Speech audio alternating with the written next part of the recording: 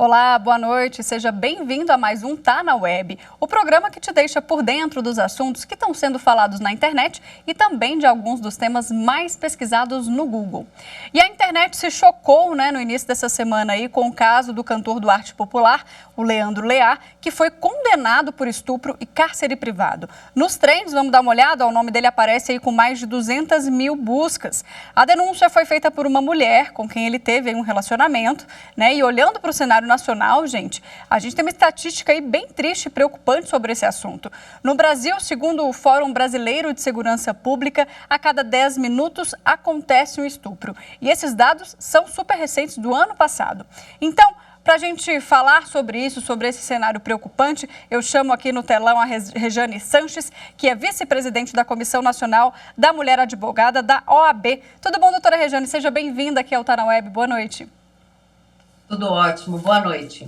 Bom, doutora, vamos lá. A gente está falando de um caso que teve uma repercussão nacional, mas diante dos dados que eu acabei de citar, a gente vê que é algo, infelizmente, muito corriqueiro, no dia a dia das mulheres que são vítimas diariamente desse crime absurdo. Então, quero começar falando um pouco desses dados, que foram divulgados, que a gente também observa uma queda. Se for comparar aí os casos entre 2019 e 2020, teve uma queda nesse período. E aí eu lembro que 2020 a gente começou com a pandemia da Covid-19, Então teve um aumento aí logo depois dessa época da pandemia, quando a gente começou a voltar, até aquela rotina normal. Na sua opinião, doutora, e pelos casos que você observou, claro, no judiciário e em toda a mídia nacional, o que a gente pode interpretar desses dados, desse leve aumento após essa volta da vida normal? Então, a pandemia realmente nos tirou do circuito sob todos os aspectos.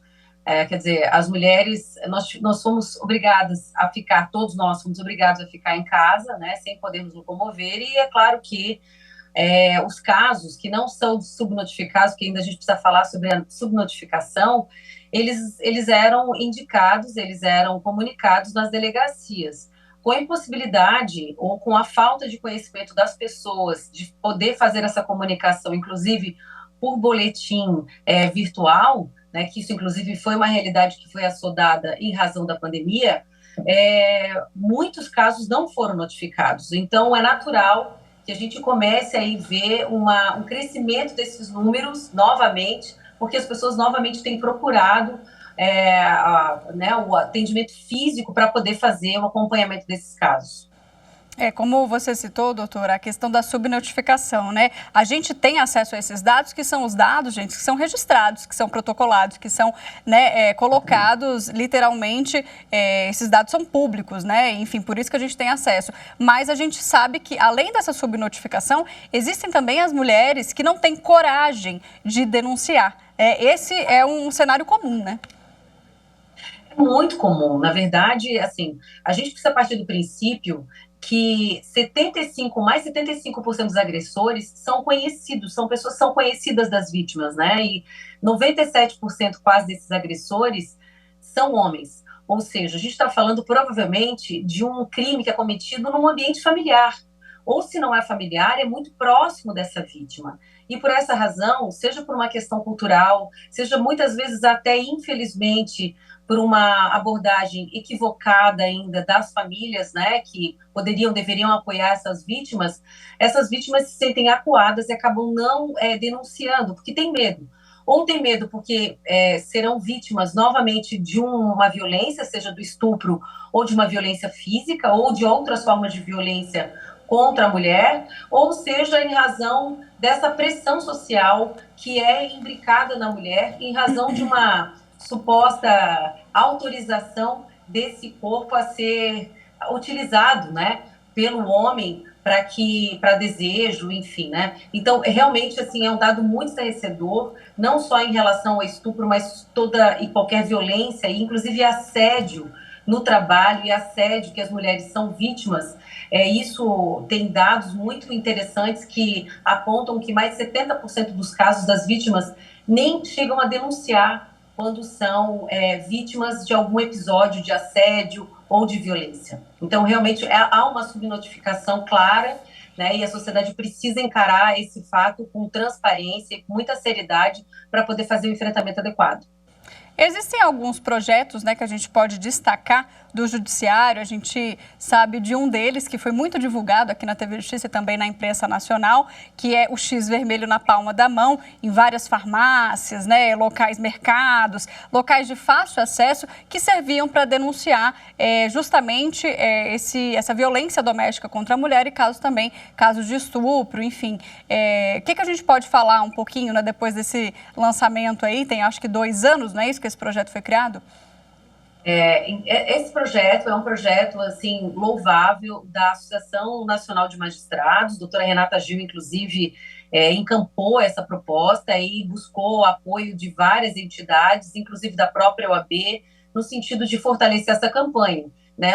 Porque é simples, né? Então, assim, você tem aí uma rede que aposta tanto na iniciativa privada quanto na rede pública de conhecimento dessa informação. A mulher, ela está numa situação que muitas vezes ela não consegue fazer uma denúncia e ela faz o X vermelho na mão, se apresenta, a ideia é que se apresentasse numa farmácia, né, que a ideia era fazer a rede de farmácias, que é onde também uma pesquisa verificou que estão nos lugares, estão nos bairros, estão acessíveis e que geralmente as vítimas podem acessar, não tem impedimento de acessar.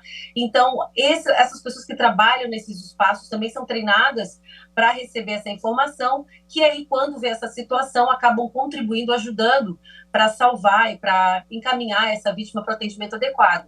Então, realmente é uma iniciativa louvável, de iniciativa, como eu disse, da Associação de Magistrados, né, Associação Nacional de Magistrados, mas que foi encampado não só pela OAB, mas por várias outras entidades. Expandiu para outros comércios também, além das farmácias, né? E vale dizer também, e não é de conhecimento de todo o público, mas a gente já teve vários casos de sucesso onde a mulher liga para o 190 e faz a denúncia como se fosse um pedido de pizza, né? Então, os policiais também estão treinados para receber esse tipo de denúncia e atender essa mulher prontamente. Assim, o que a gente tem percebido é que a gente tem procurado agora, os esforços são para que todas essas entidades, essas redes, possam formar redes efetivas. Porque o que a gente percebe é que a gente tem várias iniciativas que visam aí a prevenção e o combate à violência contra mulheres, seja o estupro, seja a violência psicológica, enfim, as violências contra mulheres, né, o próprio assédio. Mas, muitas vezes, essas iniciativas ficam isoladas. Então, quando a gente tem essa ligação, né, e essas iniciativas que são positivas numa região do Brasil, esse país que é continental, a gente também pode aproveitar numa outra região, a gente precisa fazer essa comunicação, essa ponte, para que essas medidas possam ser aproveitadas, expandidas, para que realmente a gente possa fazer um enfrentamento mais adequado. Doutora, agora uma informação aqui que a gente começou a discutir no meio da pauta na redação, em relação às mulheres que muitas vezes namoram ou são casadas com homens, né, que em um certo momento ela se nega, né, a agir de uma forma, enfim, a realizar algum desejo desse homem e ele força ou coage essa mulher a isso.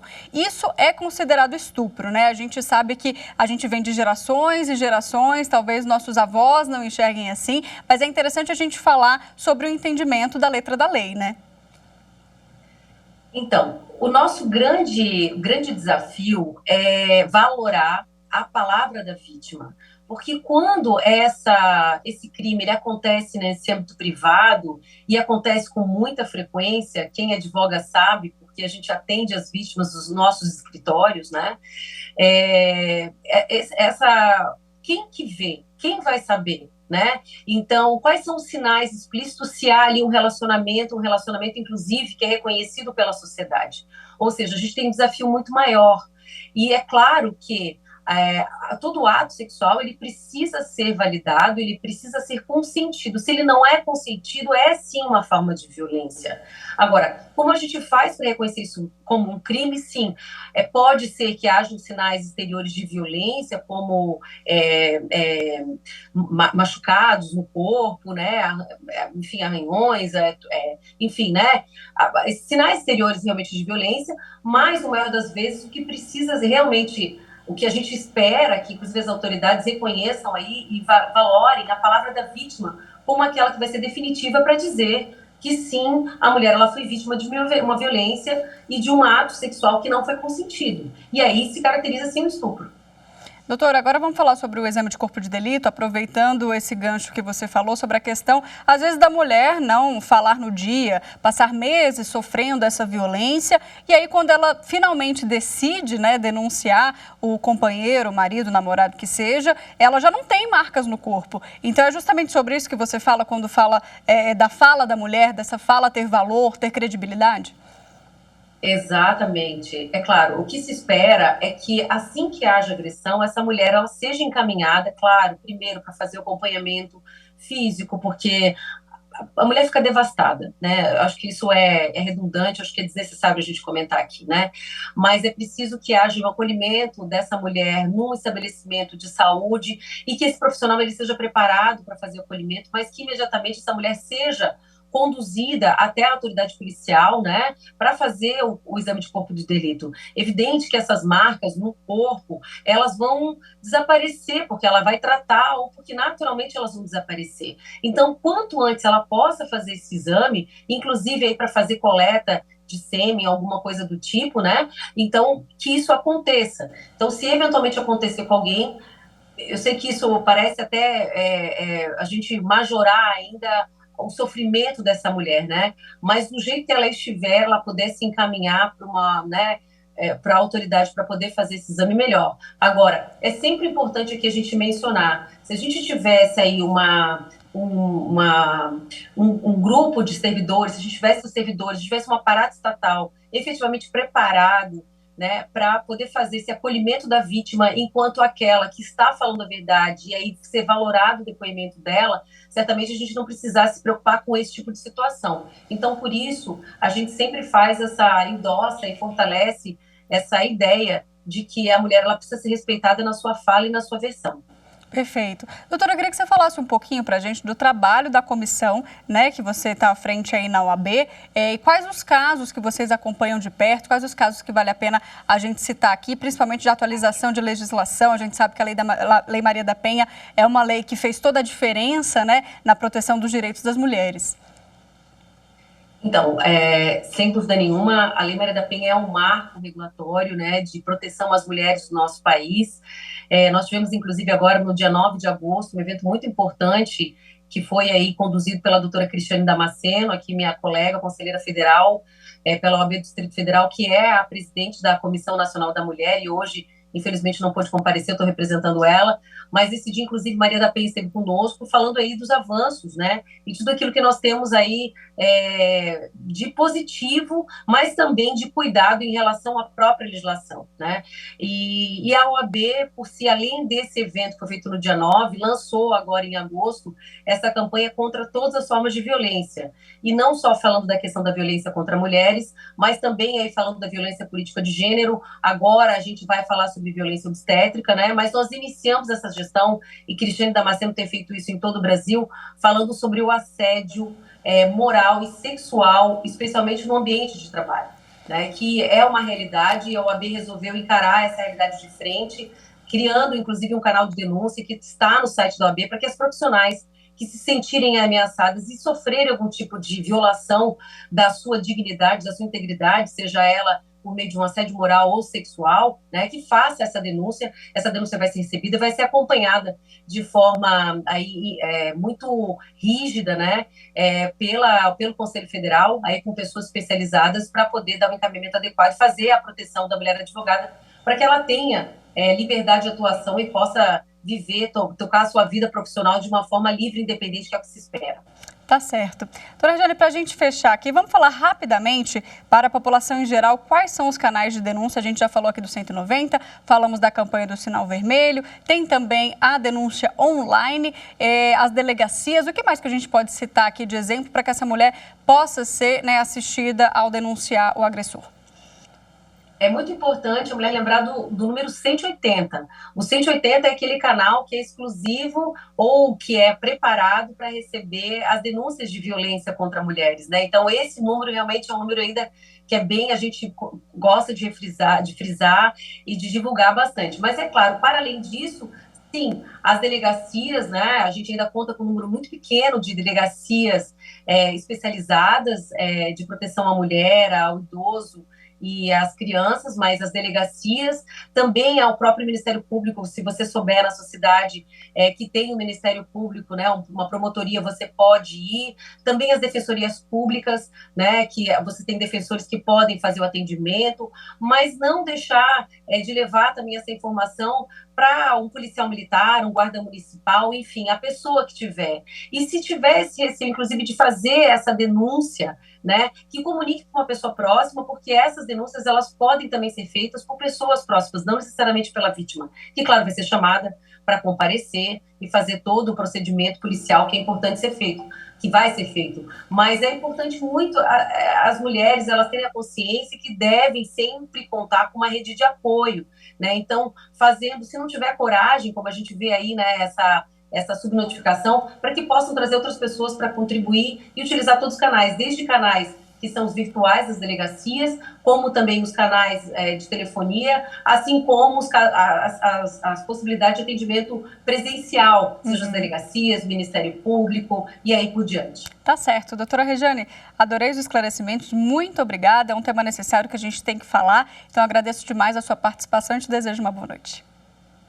Obrigada pela oportunidade, parabéns à TV Justiça por essa iniciativa e a divulgação dessa matéria tão importante. Obrigada, doutora. Bom, você aí de casa continua comigo, agora a gente vai voltar aqui para as telas do Google para saber quais foram os outros assuntos, né? Quais outros assuntos têm sido pesquisados durante essa semana na internet. Vamos lá dar uma olhadinha? Ó, segunda-feira a gente começa com o destaque do Sebrasp, com mais de 200 mil pesquisas, porque estão abertas as inscrições para o concurso do INSS. São 1.000 vagas, hein, gente, para técnico do Seguro Social, e o Sebrasp é a banca organizadora deste concurso. Então, quem tiver nível médio pode concorrer a uma dessas vagas, que tem salário inicial aí de mais ou menos R$5.000. As provas acontecem dia 27 de novembro.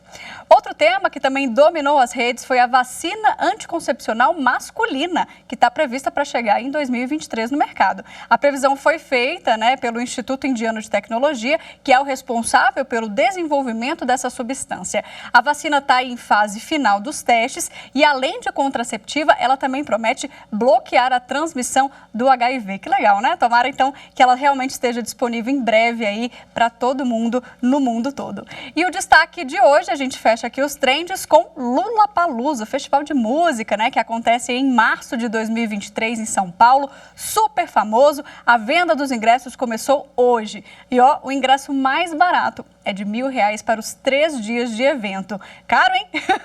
Mais barato, mas ainda tá caro. As atrações ainda não foram divulgadas oficialmente, mas a expectativa, né, que no festival aí se apresentem nomes como o rapper Drake e também a banda Paramore. Agora a gente faz então uma pausa, rapidinho eu volto com mais notícias e também desmistificando algumas fake news que circularam por aí. Já volto.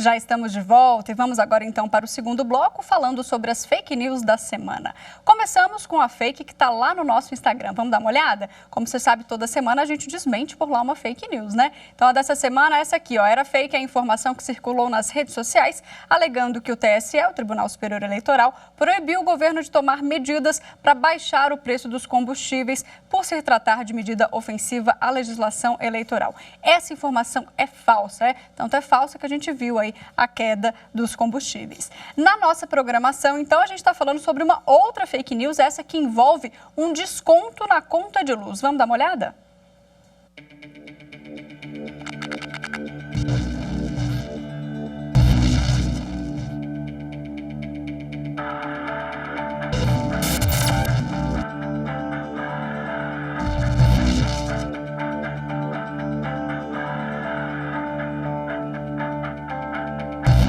Circula uma fake news dizendo que deixar uma garrafa PET com água em cima do medidor ajuda a economizar energia, mas isso não é verdade, porque o medidor de energia afere a corrente elétrica que passa por dentro dos cabos, não tendo qualquer relação com a existência desse objeto no meio externo.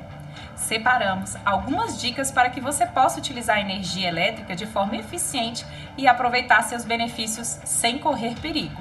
Evite acender lâmpadas durante o dia, abra a janela e aproveite o máximo a luz natural.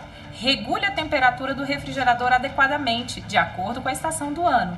Quando ligar o aparelho de ar-condicionado, mantenha janelas e portas fechadas. Evite banhos demorados e feche a torneira enquanto se ensaboa. Na hora de comprar um eletrodoméstico, verifique se o equipamento tem o selo Procel de economia de energia. Isso faz a diferença. Ah, e não esqueça, o uso consciente de energia é uma responsabilidade de todos nós.